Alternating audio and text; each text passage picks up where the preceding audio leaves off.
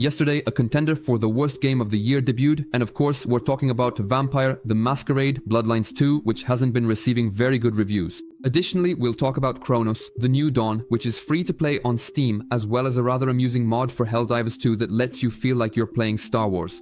And as always, remember to subscribe to the channel, give this video a thumbs up, share it, and also check out the LootBox.news Instagram, where we post updates, news, and some cool stories. Now, when we go to PGI, we'll be posting some there as well, so make sure to follow us. And with that, let's get started with the video. And to really get into the topic of Vampire: The Masquerade Bloodlines 2, we need to go back to 2004, when the first game in this series was released. At that time, the game was developed by Troika Games and published by Activision. The whole thing ran on the Source engine. Yes, that's the same engine that powered games like Half-Life 2. The first installment was an RPG set in a dark modern-day Los Angeles within the World of Darkness universe. You play as a newly turned vampire who gets entangled in the politics of various vampire factions. Naturally, you go through various adventures, develop your character, gain different skills, meet new people, and of course, have plenty of conversations with others. And that's why the first Bloodlines is still considered one of the best RPGs in history to this day. And what's interesting is that the game was developed by Troika Games, a studio that had a short but very intense existence. The team was around for only a few years, from 1998 to 2005, but in that time they managed to create 3 productions that are still considered cult classics today. In addition to Vampire: Bloodlines, there was also Arcanum, of Steamworks and Magic Obscura, as well as the Temple of Elemental Evil. However, after releasing Vampire, Troika was shut down. And here it's worth pointing out perhaps the most important thing: Vampire: The Masquerade Bloodlines wasn't a brand created entirely by Troika. The studio only created the game under license because the world in which Bloodlines takes place, the World of Darkness, was created by White Wolf Publishing in the early 1990s. And this universe generally included several different role-playing games, of which of course the biggest is Vampire from 2004. And after the release of the first Bloodlines, the rights returned to the owner of the entire brand. Later on, White Wolf was actually bought by CCP Games, the creators of EVE Online, who planned to make an MMO set in the World of Darkness, but unfortunately that project was cancelled. That's why in 2015 everything ended up in the hands of Paradox Interactive, which today is the owner of the entire World of Darkness brand and all the games associated with it. Now that I've introduced you to the origins of the whole brand, we can slowly move on to Bloodlines 2, which turns out to be one of the contenders for the worst game of the year. And making this game was by no means easy. The development was long, complicated, and changed many times. The game was officially revealed on March 21st, 2019 during GDC, the Game Developers Conference in San Francisco. However, Paradox Interactive approached this very creatively, which earned the project a lot of recognition right from the start. Namely, they didn't organize some event just to show a trailer.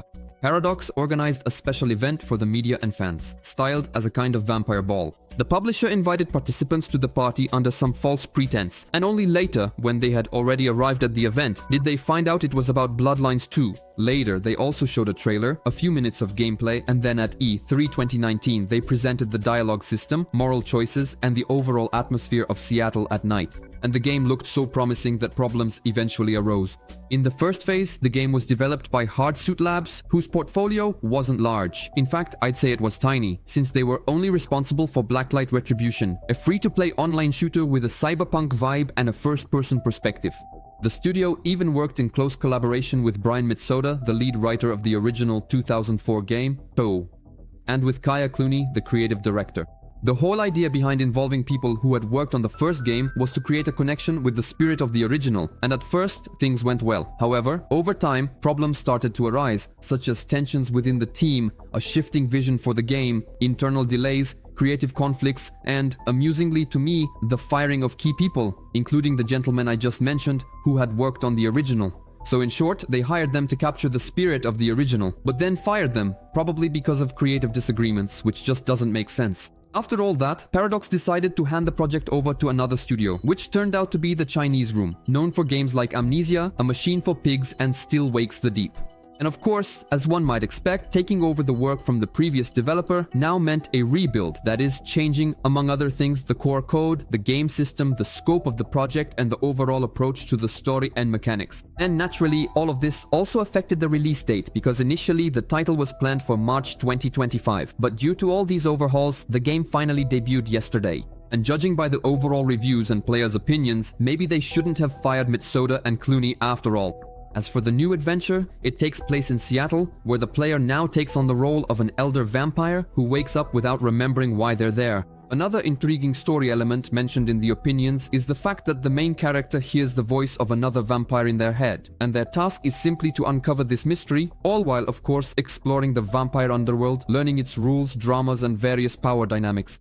This is a game heavily based on dialogue, and despite the fact that, according to reviews, the story and in general the characters can sometimes be interesting, the dialogues I just mentioned and the decisions you make are very shallow. Many of the dialogue options simply lead to the same outcome, giving only the illusion of choice. As a result, the game is described in reviews as flawed, sloppy, and most importantly unfinished, because it fails in areas such as mission design, character progression, and RPG elements.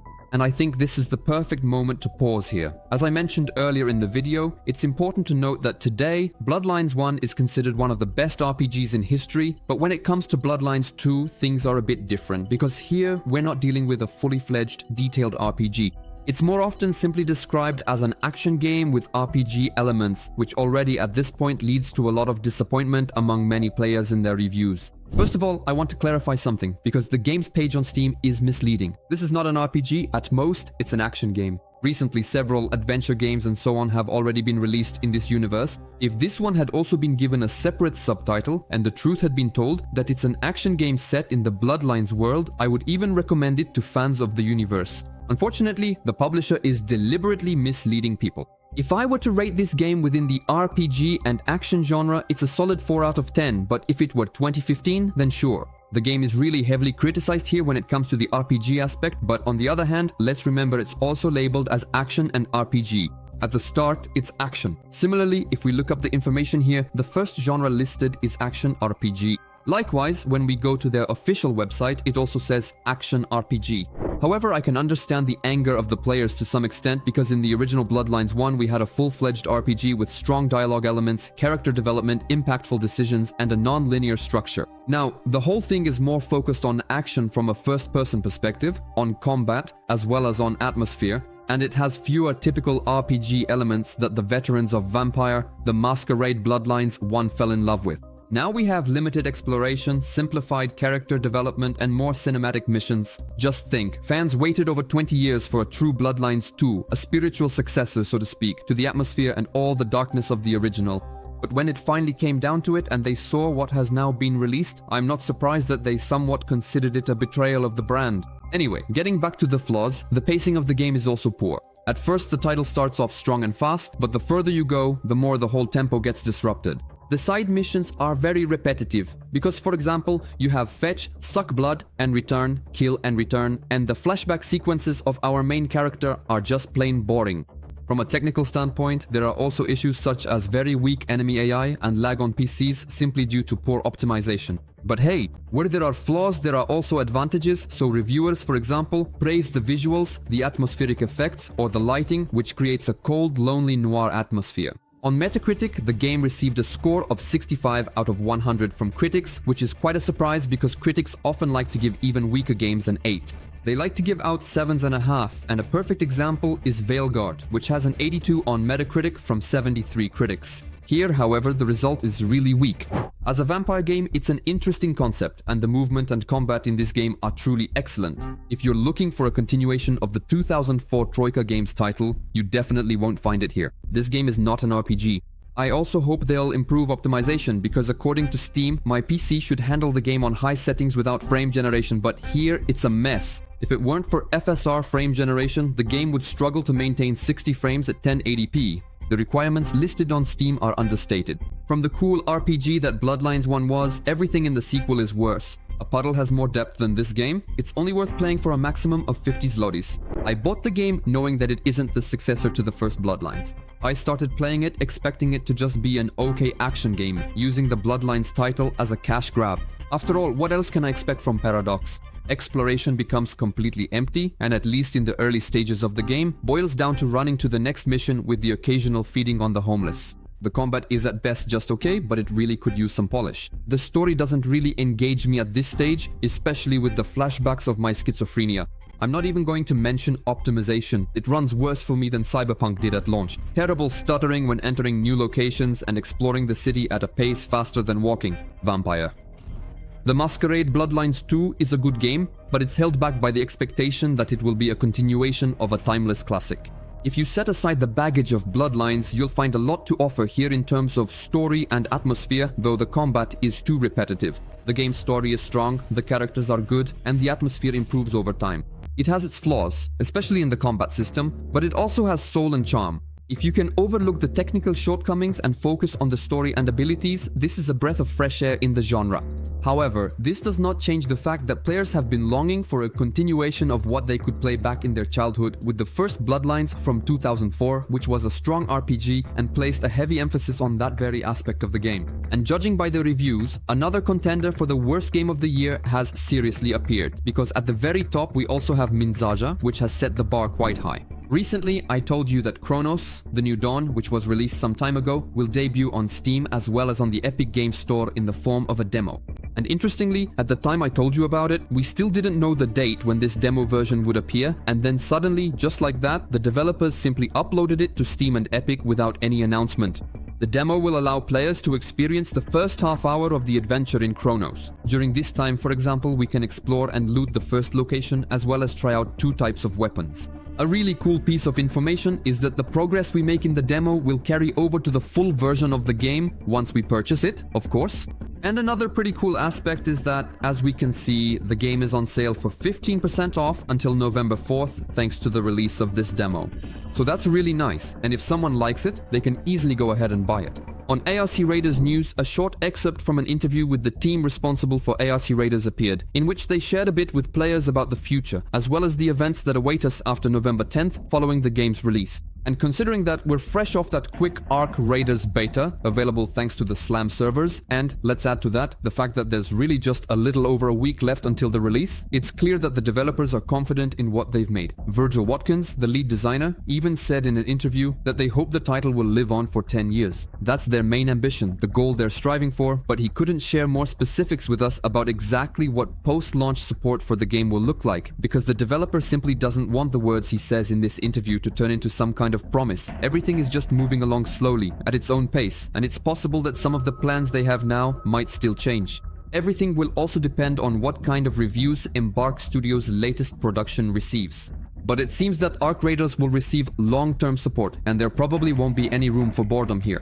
Let's move on. Since the release of Helldivers 2, especially after its launch on Xbox consoles, players have noticed a very large number of errors and bugs that simply make gameplay more difficult for them. As a result, Arrowhead Game Studios decided to clarify things on Reddit, and in short, they said that the source of these difficulties is deeper and requires more than just a single hotfix. These problems have led the most dedicated players to leave Helldivers 2 because it simply became unplayable.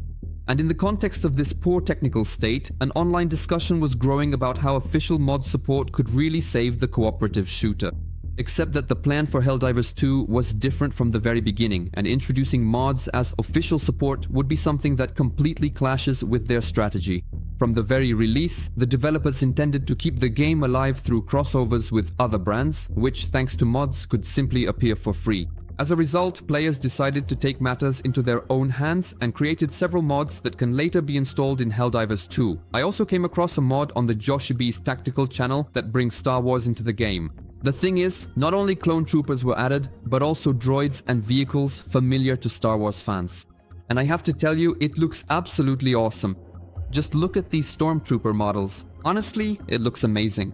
I've actually got droids from Star Wars here, ones that are especially well known from the Clone Wars, for example. Like I said, there are even those separatist walkers, if I remember correctly, so that's awesome too. There are even ships that look like they've been taken straight out of the Star Wars universe. So overall, if any of you are interested in returning to Helldivers 2 and in short would like to install it, you can, there's no problem, you absolutely can. However, in this regard, you should remember that these modifications are intended exclusively for PC players. And importantly, tampering with game files while the anti-cheat is active simply puts you at risk of being banned.